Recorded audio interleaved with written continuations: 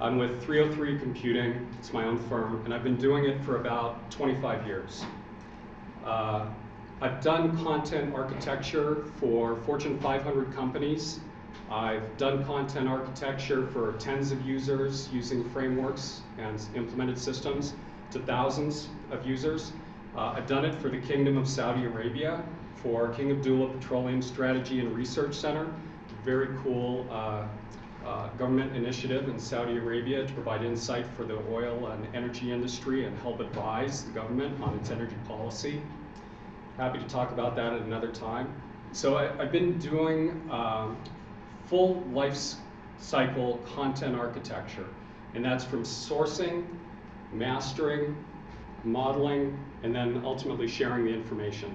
And it's with structured, unstructured, semi-structured content, and at high scale, low scale, big variety. So I've gotten a lot of varied experience around content. So I want to talk to you about big data and classification. I'm very passionate about this subject. George Orwell feared that populations were going to be controlled by the funneling of information to their people by the governments. And George never imagined a world of big data where huge variety, velocity, and volume of data was going to, by and of itself, obfuscate finding information. So, what do I hope to do? What I hope to do in 9.5 minutes or less is convince you that without classification, your big data projects will fail, and to provide you with some ideas that'll help you think about how to be successful with them. So what is classification? Classification has been around since the dawn of man and womankind. The earliest classifications were, if I eat that plant, is it going to make me sick? And then sharing that information. Is that big furry animal over there going to kill me? So classification has been first documented as a formal system 4th century BC by Aristotle, where he was trying to identify animals, whether or not they had red blood or not, and their sexual reproduction and characteristics. So there's different ways to do classification.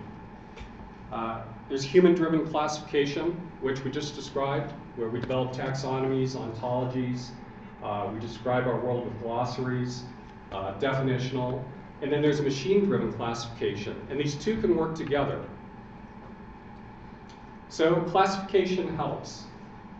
We group information by common attributes and subjects. We can compare populations.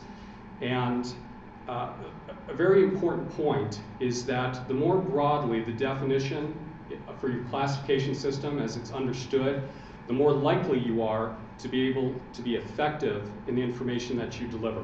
And so examples of that are gap accounting. Well, maybe that's not a good example. For accountants it is, right? For accountants, that's a great example. And other classification systems that are widely understood, like ISO 3166-1 and 2, it's a geographic classification system for taxonomies for geopolitical geographies. And we differentiate that between geological geographies. But I think if you've dealt with data for a while, you've realized that classifications have to be well understood and broadly shared. So, people classify, not machines, not algorithms. Ultimately, it's people that classify information. And at some point in the life of a datum, some person is going to have applied some sort of definition and then shared that definition. So without classification, you really can't find information, and I think you'd all agree with that.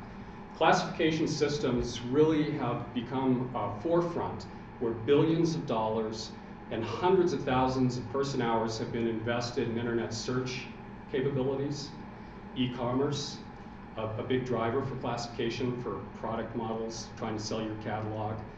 And sometimes, if you don't have a good classification system, that haystack you mistook it for a pile of needles or vice versa. And so a great example of this is with NASA. NASA published a system, or a research paper that said 97% of climatologists believe that global warming was caused by man. Now, as soon as that was published, a whole bunch of people came out of the woodwork and they said, hey, wait a second, who did you include in that population? What was the study done with? Which climatologists? And they came up with a number of segments of that population that really drastically altered that number. And so the data wasn't trusted. And so that's a big theme with classification, is make sure you do a good job with it, it's well communicated and understood, or your results won't be satisfied. So with big data, the volume, variety, and velocity of information has increased significantly, and it's just making the problem worse. So IBM published a study that there's about 8 exabytes of global data produced annually in 2015. By 2020, it's going to be about 40 exabytes. Who knows? It'll probably be more. And so the point is that classification, ever more than before, is critical. Most of this data, a good 80% of it, is the Internet of Things and social media. And we all know how easy that is to classify. So the point is that people don't always agree. You've got a couple of examples bringing smiles to some of your faces who recognize Super Bowl XL, where a couple of questionable calls, classification of the outcome of the game was determined. So I've got a quiz for you. On the next slide, I'm going to show you 4 types of data, and it's all about the same thing. And I want you to raise your hand, and don't worry, I'm not going to call on you. Just raise your hand if you understand who this is about. I got some hands going up, hands going up. Okay, no, I'm joking. So it's about Alan Turing.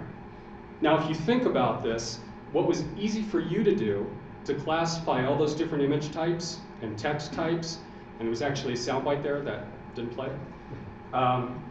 It's hard for machines to do this. And not only is it hard, you need different algorithms to handle the different data types, but you have to have a common classification system so that you can correlate across the taxonomy for those data types. So this is our world, and it's getting more and more complex, and it's not easy. So by the way, Alan Turing used classification to win the war.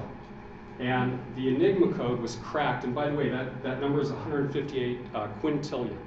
That's a lot of zeros. And those are the possible combinations for the cipher that was generated every day by the Enigma machine, or the people who used the Enigma machine for German communication, war instructions, basically. And so he used a couple of different types of classification to limit the population of possibilities that he had to look at to solve that code. And so there's a couple of principles that I want to bring out. Without classification, no correlation. And without correlation, we don't have jobs, for those of us who are practicing. The classification food chain is basically this. Classification shapes data. Shaped data enables quality, and quality delivers trust in your results. So I've got some examples here of what I consider bad classifications. Not everybody agrees with my examples, I think. But I'm sure that credit default swaps may or may not have been the riskiest thing in the financial market meltdown. But you can see how classifications have impacted important events in our history. So, in conclusion, if you want to be confident in your big data and the results that it produces, make sure that you invest in your classifications, and I believe they're critical to your success. So thank you.